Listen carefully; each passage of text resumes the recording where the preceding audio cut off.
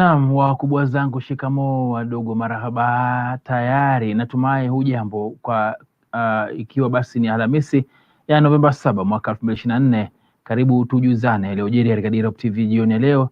Mimi ni Dickens Luvanda na Boniface Muredhi pale chini kulia katika runinga yako anatafsiria taarifa hizi katika lugha ya ishara. Tuanzie mahakamani hii leo ambapo mshikio wa utapeli Pascaline Peter almaarufu Pasi Matreva na George Muchol Mutunga almaarufu Imran Alhamisi walifikishwa katika mahakama na kushtakiwa kwa kuwatapeli zaidi ya Wakenya 200 jumla ya shilingi milioni 80 kwa kudanganya kuwa pesa zao zingepata faida ya kila mwezi kwa riba ya 23.5%.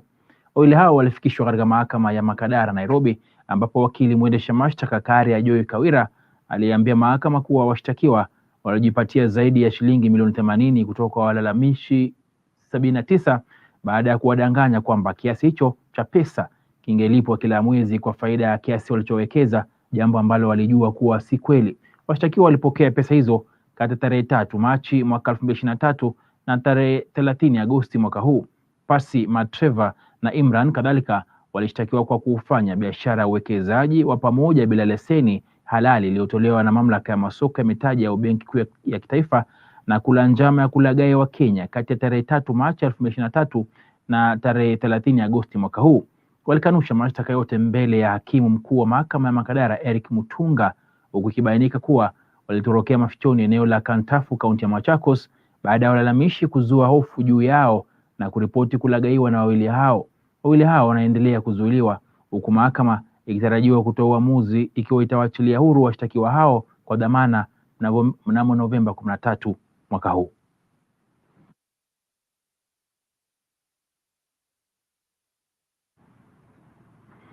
Na tume ya kuajiri walimu humu nchini TSC imesema iko mbioni kuhakikisha inawapa madaraka na kulainisha walimu wa shule za sekondari ya msingi ukipenda JSS ili kuafikiana na mahitaji ya wanafunzi pamoja na mtaala wa CBC. Kulingana na mkurugenzi mkuu wa tume hiyo Nancy Macharia, tayari bunge la kitaifa limetenga jumla ya shilingi bilioni 1 kwa ajili ya zoezi hilo. Alizungumza kwenye kongamano la 21 la siku 5 ambalo linatamatika Ijumaa hii la wakuu wa shule za msingi katika shule ya Sheikh Khalifa Mombasa, ambako pia chama cha kitaifa cha walimu humu nchini NAT kupitia katibu wake Collins Huyu kimeitaka TSC kubadilisha jina la walimu wakuu wa shule za JSS.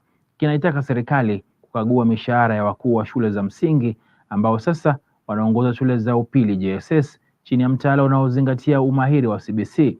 Akizungumza wakati wa kongamano la kila mwaka la chama cha walimu wakuu wa shule za msingi KEPSHA mjini Mombasa, katibu mkuu wa NAT Collins Huyu alisema wakuu wa shule sasa wana majukumu mengi zaidi kuliko hapo awali.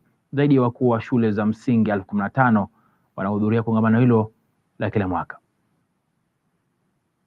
We have gotten 1 billion from Parliament to recruit 70,000 teachers from both public and private schools, including SNE institutions, before schools open in January. Details of the retooling exercise have been released, and the multi-agency training officers will kick off.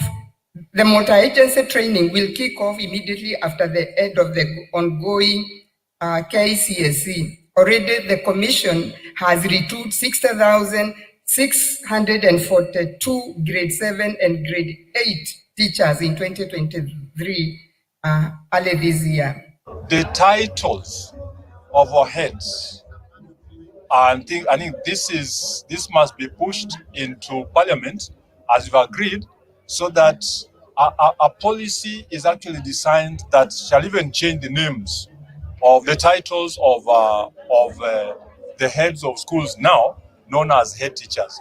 Our proposal as Kenya National Union of Teachers, these heads should be referred to as principals of comprehensive schools.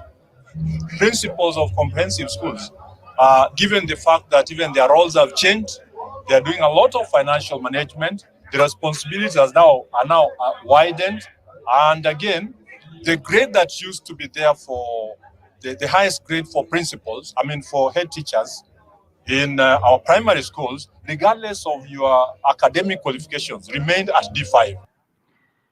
Na mtazamaji, maeneo yaliyochelewa kupokea mvua humu nchini sasa yataanza kupokea mvua juma hili. Kwenye utabiri wake wa siku 7 zijazo, idara ya utabiri wa hali ya hewa imetangaza nyanda za juu mashariki ya bonde la Ufa, nyanda za chini kusini mwa taifa, eneo la pwani na eneo la kaskazini mashariki zinatarajiwa kushuhudia mvua nyakati za asubuhi na alasiri na rasharasha za mvua nyakati za usiku katika sehemu chache. Nyanda za juu za magharibi mwa bonde la Ufa na eneo la Ziwa Victoria zitaendelea kupokea mvua huku vipindi vya jua na ukavu vikiendelea kushuhudiwa baadaye wiki hii. Mkurugenzi wa idara hiyo Daktari David Gikungu amesema viwango vya wastani vya joto vya zaidi ya nyuzi joto 30 vitashuhudiwa katika sehemu kadhaa za taifa ikiwa ni pamoja na kaskazini mashariki na kaskazini magharibi mwa taifa.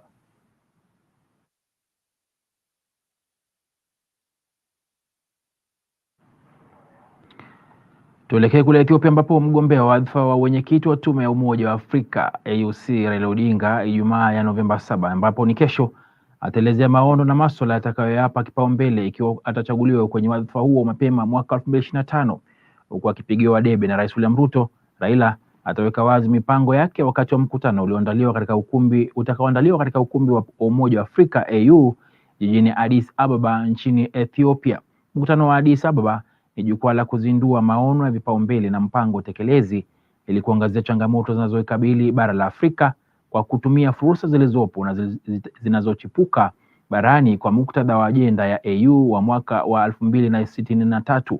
Mkutano huo unawaleta pamoja wawakilishi kutoka mataifa wanachama wa AU, jumuiya za kiuchumi za kikanda, viongozi wa biashara, vijana, wawakilishi na wanawake na mashirika ya kijamii. Katika azma yake ya kutoa wadhifa na uacha Musa Faki Mahamat, Raila ambaye Faki Mahamat ambaye ni raia wa Chad, Raila anakabiliwa na ushindani mkali kutoka kwa waziri wa mambo ya nje wa Djibouti Mohamed Ali Yusuf na mawaziri wa zamani wa mambo ya nje Anil Gayan wa Mauritius pamoja na Richard Randriamandrato wa Madagascar. Uchaguzi wa kumtafuta mrithi wa Musa Faki Mahamat utaandaliwa mwezi Februari mwaka 2025 kwenye mkutano wa Umoja wa Afrika. If you look at the world, you can draw some parallels. Look at the EU. It started as a coal union. Then it evolved with the years. European Free Trade Area Organization, European Economic Commission, and eventually the European Union. Now we took a bold step from the OAU to jump into African Union, trying to bring ourselves to the level with the EU. But we're not there. And all the times there are two things that all the times at play. Sovereignty and unity. In my view, those two things should not be competing. They are complementary. And if we find a way of dealing with that issue, AU will be able to work for the people of the continent. 1.4 billion. In the next 20 more years, 1/3 of the population is going to be living on this continent. And Africa is the richest continent on the planet Earth in terms of resources. The paradox is the richest is also the poorest in terms of living conditions of its people. This is what we need to be dealing with. And if we deal with that, Africa will rise. Na mtazamaji, ushirikiano wa kimataifa ni muhimu katika kupambana na njaa na kutekeleza sera na mipango ya kuongeza uzalishaji wa chakula ili kukabiliana na ongezeko la idadi ya watu. Akizungumza katika kongamano la World Without Hunger huko Addis Ababa, Ethiopia, Rais William Ruto amesema ni muhimu kwa Afrika kujipanga na kujenga umoja unaohitajika ili kushughulikia changamoto zinazokabili bara hili. Teresia Njenga anatuletea mengi zaidi kuhusu ripoti hiyo kutoka Addis Ababa. Afrika inapojitahidi kutatua changamoto za usalama wa chakula, Rais William Ruto amesisitiza umuhimu wa ushirikiano wa kimataifa ili kuimarisha uzalishaji wa chakula.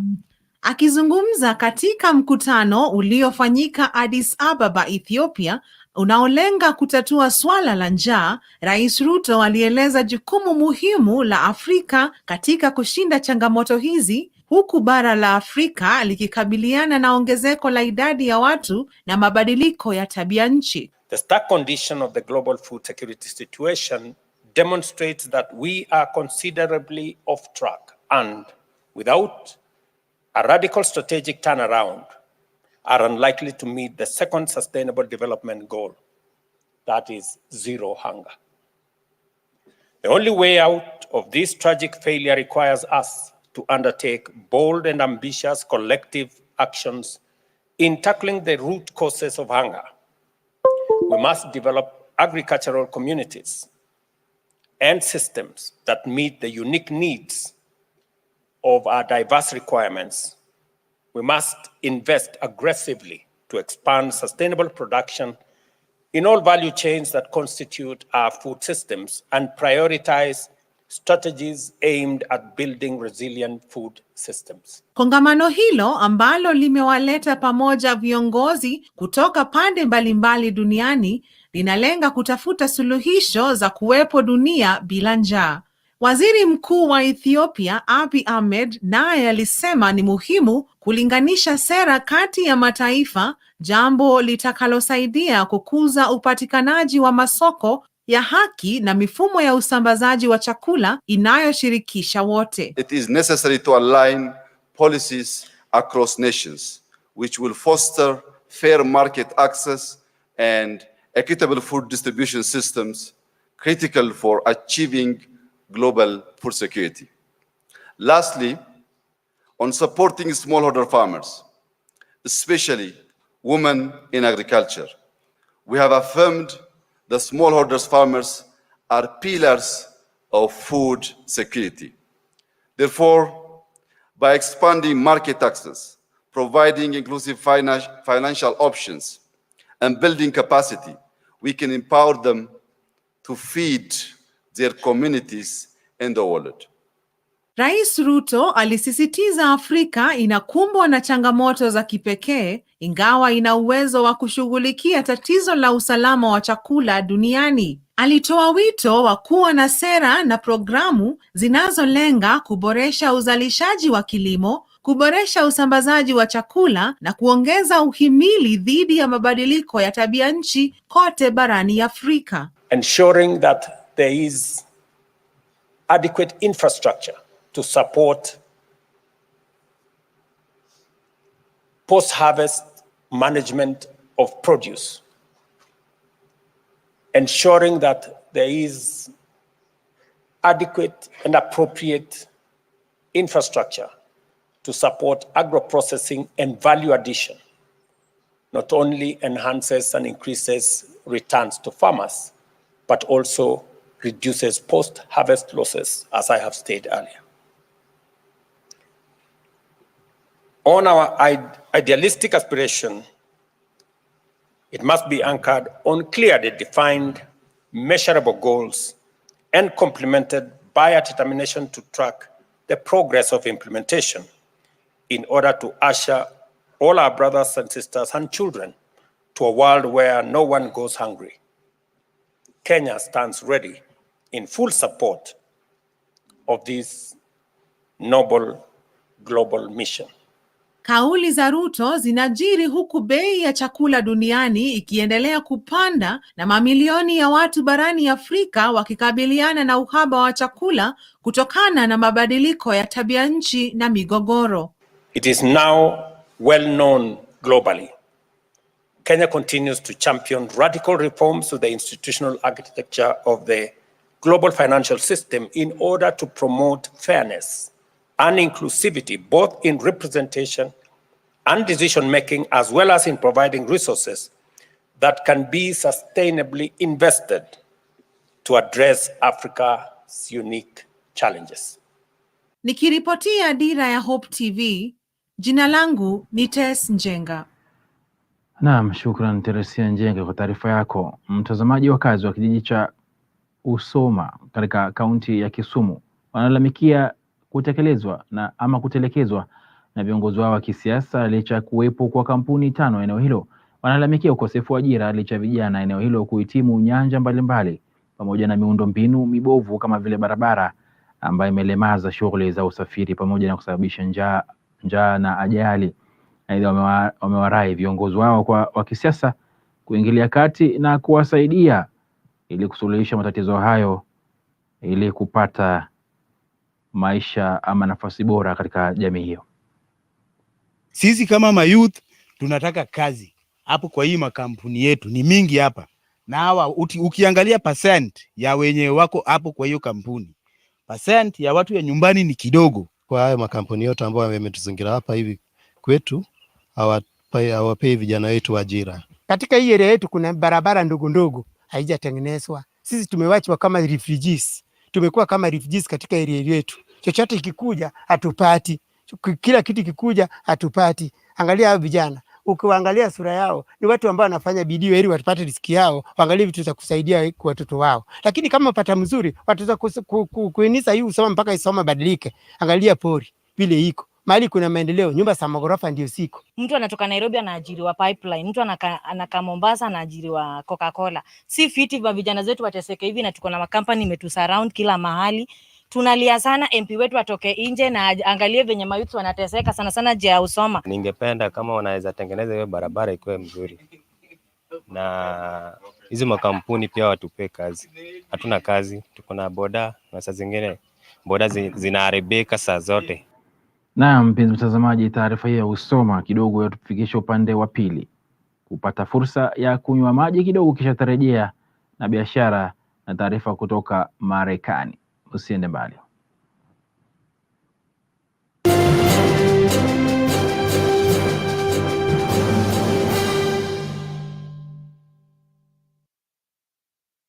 Hope TV is where you look and live.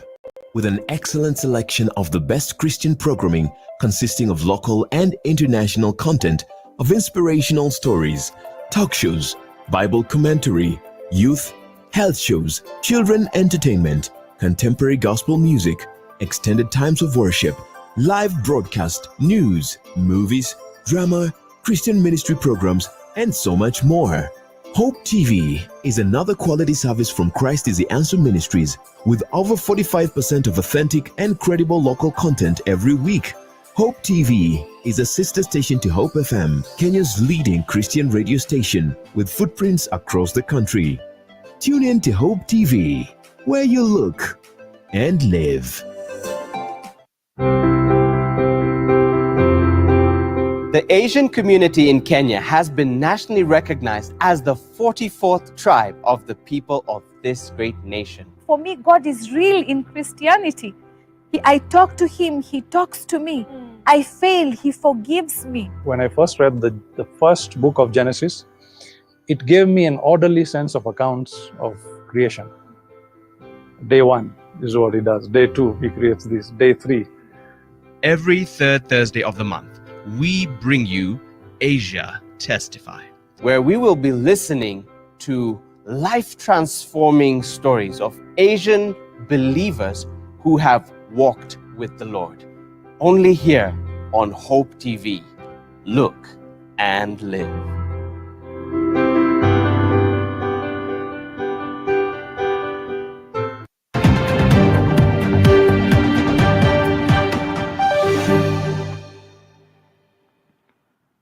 Naam, madukani ni kwamba bodi ya wakurugenzi ya benki ya Family imemteua Lazarus Mwema kama mwenyekiti wake mpya. Mwema alijiunga na bodi ya benki ya Family mwaka wa 2017 na amekuwa akihudumu kwa bodi hiyo kwa miaka 7 iliyopita.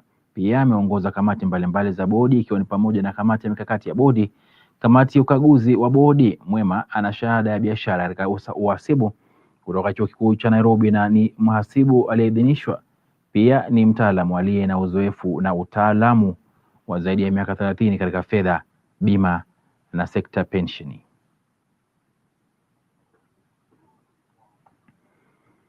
Kampuni ya Bolt Kenya imezindua kampeni yake ya usalama ambayo inanuia kuongeza ufahamu wa vipengele vyake vya usalama kote nchini.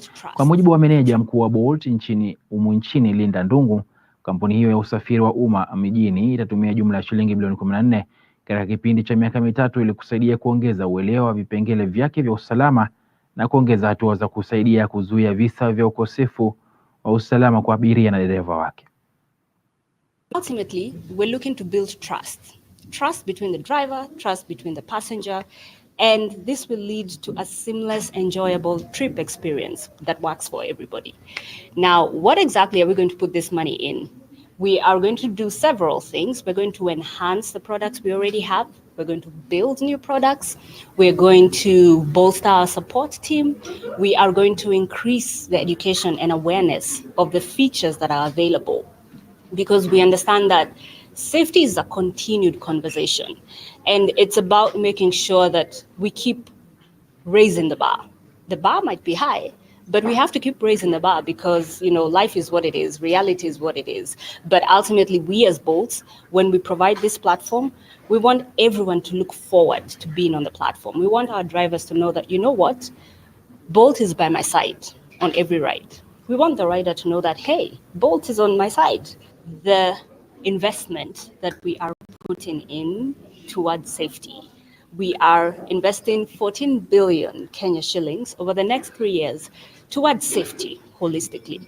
Now, what do I mean when I say safety holistically? We're looking at every single thing that could happen before a trip, during a trip, and after a trip. And we're making it a continuous priority, as it's always been, to ensure that any single thing that could happen in these 3 stages, we are aware of, we are actively managing, because ultimately we're looking to build trust.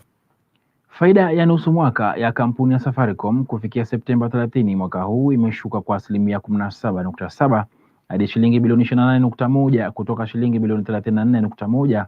Kushuka kwa sarafu ya Ethiopia BIR ikichangia pakubwa. BIR ilipoteza asilimia 106 ya thamani yake dhidi ya dola, ikinunuliwa na kuuzwa kwa shilingi 118 na senti 99. Licha ya kupungua kwa kiasi nchini Ethiopia, kitengo cha Kenya kinaendelea kukua kwa nguvu na kuchangia shilingi bilioni 177.5 ya mapato ya huduma ambayo yalikuwa kwa asilimia 12.9. Biashara ya kuunganishwa kwa simu ya Safaricom Group inayojumuisha sauti, data na SMS ilichangia asilimia 52.2 ya mapato kwa shilingi bilioni 93.9, huku M-Pesa ikichangia jumla ya shilingi bilioni 77.2 ambayo ni asilimia 42.9. Akizungumza wakati wa uzinduzi wa matokeo hayo, mkurugenzi mkuu wa Safaricom Daktari Peter Ndegwa alisema wataendelea kukuza biashara zao za msingi na kupanua wigo wa huduma kupitia ubunifu. On an overall basis, when we incorporate the impact of the depreciation, we see a reduction in net income of 17%, but the group still grows at 13% and 1.8% in terms of EBIT. Within M-Pesa, consumer payments drove 50.5% of the incremental growth in M-Pesa and still continues to be the key contributor of revenue. Revenue from business-related payments increased by 29.1% year-on-year, and this makes up about 30% of M-Pesa revenue, up from 27% similar period last year. Revenue from global payments grew 20.3%. You would have noticed this line item have been growing more or less at this level for last few years. And we have expanded our international payment corridors to over 200 markets. We've delivered excellent performance in Kenya with double-digit growth on both top and bottom line. And this builds on a very strong performance that we announced last year. Na mpenzi mtazamaji, tuelekee nje ya Kenya kule Marekani, ambapo hatimaye makamu wa rais wa Marekani ambaye pia ni mgombea ama amegombea urais katika uchaguzi za Jumanne kupitia chama cha Democratic, Kamala Harris amekubali kushindwa na mshindani wake wa chama cha Republican Donald John Trump. Akihutubia maelfu ya wafuasi wake katika chuo kikuu cha Howard mjini Washington Jumatano jioni baada ya Trump kupata zaidi ya kura 270 za majimbo zinazohitajika ili kushinda kwenye uchaguzi wa rais. Harris aliwahimiza wafuasi wake kutokata tamaa na kuwasihi kuendelea kutetea maono ya maendeleo ya taifa hilo. Trump alirejea siasani na sasa ikulu ya White House kwa njia ya kishindo, miaka minne baada ya kukata tamaa ama kukataa kukubali kushindwa na rais wa sasa Joe Biden, jambo lililosababisha machafuko na vurugu katika makao ya serikali ya Amerika. Wakati huo huo, Harris alimpigia simu Trump ili kumpongeza kwa ushindi wake baada ya kuchaguliwa tena kuongoza taifa hilo, huku akiahidi kuwa yeye pamoja na rais Joe Biden watasaidia kufanikisha mabadiliko ya mamlaka kwa njia ya amani itimiapo Januari 20 mwaka ujao. Biden pia alizungumza na rais mteule Trump kwa njia ya simu, ambapo alimpongeza kwa ushindi aliopata kwenye uchaguzi wa Novemba 5 na kumkaribisha kuitembelea ikulu ya White House akijiandaa kuchukua hatamu za uongozi. Kukubali hadharani kwa makamu huyo wa rais kulimaanisha kwamba ndio mwisho wa mchakato wa uchaguzi uliodumu kwa zaidi ya siku 100. Trump alishinda uchaguzi wa Jumanne na kuwa rais wa 47 wa taifa hilo, huku akitwaa takriban majimbo 5 kati ya 7 muhimu yenye ushindani baada ya kuwa rais wa 45 kwa muhula wa kwanza kutoka mwaka wa 2016 baada ya Barack Obama kustaafu. Trump na makamu wake JD Vance wataingia madarakani timiapo Januari 20 mwaka 2025 kwa muhula wa miaka 4. Hebu basi tupate kusikia hotuba yake Harris hiyo jana jioni.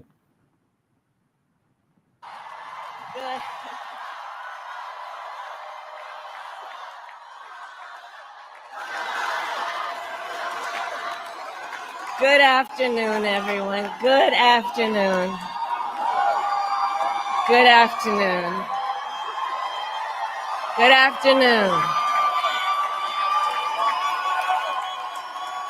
Thank you all. Thank you. Thank you. Thank you. Thank you. So let me say, and I love you back. And I love you back. So let me say, my heart is full today. My heart is full today, full of gratitude for the trust you have placed in me, full of love for our country, and full of resolve. The outcome of this election is not what we wanted, not what we fought for, not what we voted for, but hear me when I say, the light of America's promise will always burn bright. As long as we never give up and as long as we keep fighting.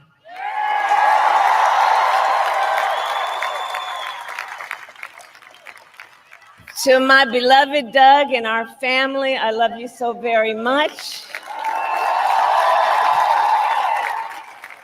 To President Biden and Dr. Biden, thank you for your faith and support. To Governor Walz and the Walz family, I know your service to our nation will continue. And to my extraordinary team, to the volunteers who gave so much of themselves,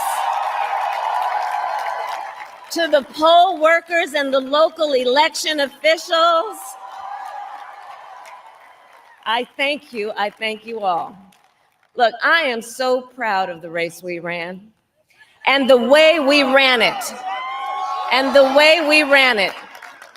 Over the 107 days of this campaign, we have been intentional about building community and building coalitions, bringing people together from every walk of life and background, united by love of country with enthusiasm and joy in our fight for America's future. And we did it with the knowledge that we all have so much more in common than what separates us. Now, I know folks are feeling and experiencing a range of emotions right now. I get it. But we must accept the results of this election. Earlier today, I spoke with President-elect Trump and congratulated him on his victory. I also told him that we will help him and his team with their transition, and that we will engage in a peaceful transfer of power.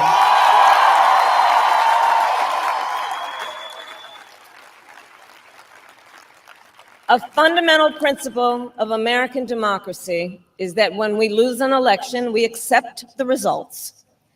That principle, as much as any other, distinguishes democracy from monarchy or tyranny. And anyone who seeks the public trust must honor it. At the same time, in our nation, we owe loyalty not to a president or a party, but to the Constitution of the United States.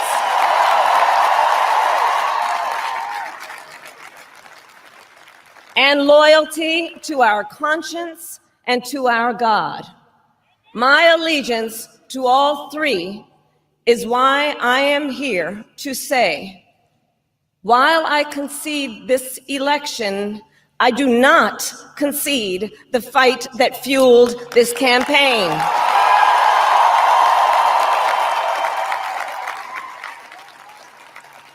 The fight for freedom, for opportunity, for fairness, and the dignity of all people. A fight for the ideals at the heart of our nation, the ideals that reflect America at our best. That is a fight I will never give up.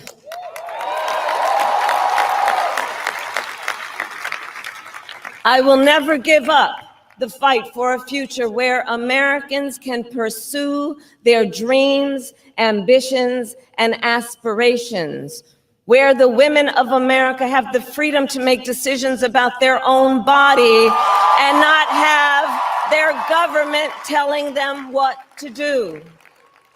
We will never give up the fight to protect our schools and our streets from gun violence. And America, we will never give up the fight for our democracy, for the rule of law, for equal justice, and for the sacred idea that every one of us, no matter who we are or where we start out, has certain fundamental rights and freedoms that must be respected and upheld.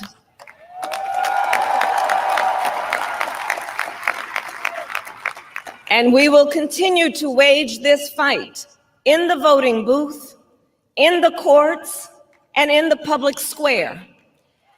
And we will also wage it in quieter ways, in how we live our lives, by treating one another with kindness and respect, by looking in the face of a stranger and seeing a neighbor, by always using our strength to lift people up, to fight for the dignity that all people deserve.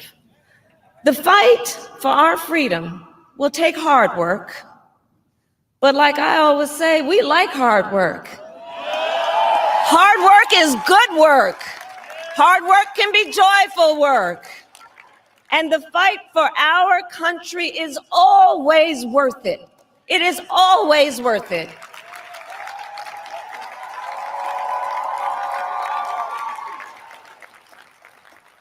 To the young people who are watching, it is,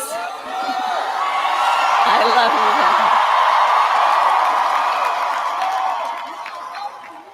you. To the young people who are watching, it is okay to feel sad and disappointed, but please know it's going to be okay. On the campaign, I would often say, when we fight, we win. But here's the thing. Sometimes the fight takes a while. That doesn't mean we won't win. That doesn't mean we won't win. The important thing is don't ever give up. Don't ever give up. Don't ever stop trying to make the world a better place.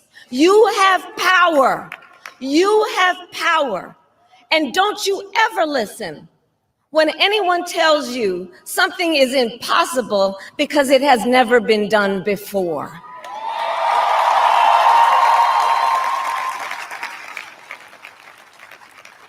You have the capacity to do extraordinary good in the world.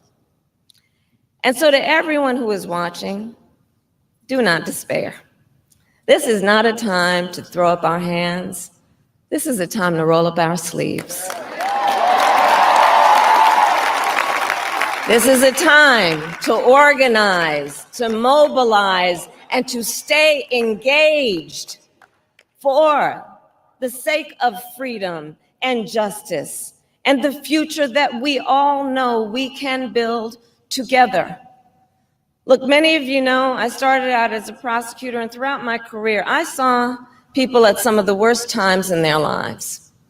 People who had suffered great harm and great pain, and yet found within themselves the strength and the courage and the resolve to take the stand, to take a stand, to fight for justice, to fight for themselves, to fight for others. So let their courage be our inspiration. Let their determination be our charge. And I'll close with this. There's an adage an historian once called a law of history, true of every society across the ages. The adage is, only when it is dark enough can you see the stars. I know many people feel like we are entering a dark time, but for the benefit of us all, I hope that is not the case. But here's the thing, America, if it is, let us fill the sky with the light of a brilliant, brilliant billion of stars. The light of optimism, of faith, of truth, and service.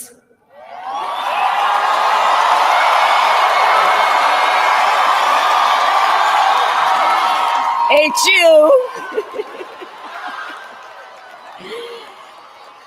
And may that work guide us, even in the face of setbacks, toward the extraordinary promise of the United States of America. I thank you all. May God bless you, and may God bless the United States of America. I thank you all.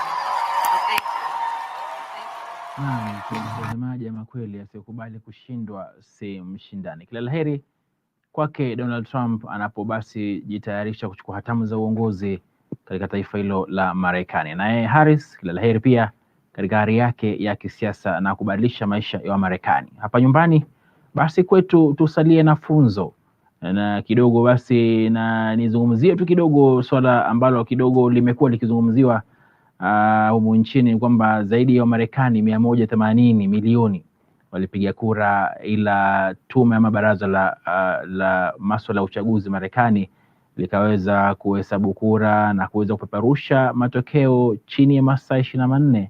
Ila humu nchini wa Kenya sisi ambao basi sio zaidi ya 80,000 ambao tunapiga kura milioni, kidogo tunapiga kura, ila inachukua siku 3 siku 4 kupata matokeo rasmi ya urais. Ni changamoto kwetu kama taifa kuweza basi kujifunza mawili matatu kutoka katika chaguzi ya Uingereza ama Marekani hapa kwetu nyumbani, ili basi kuweza kuboresha zoezi ama masuala yetu ya mambo ya uchaguzi, hasa ule wa urais ambao basi ni tata zaidi. Toka katika Dira ama meza ya Dira TV jioni leo, nasema shukrani jazila kwa kuwa hadhira yangu. Hadi tena tukapokutana tena. Mimi ni Dickens Luvanda na Boniface Muredhi, ametusaidia katika tafsiri ya leo. Kwaheri.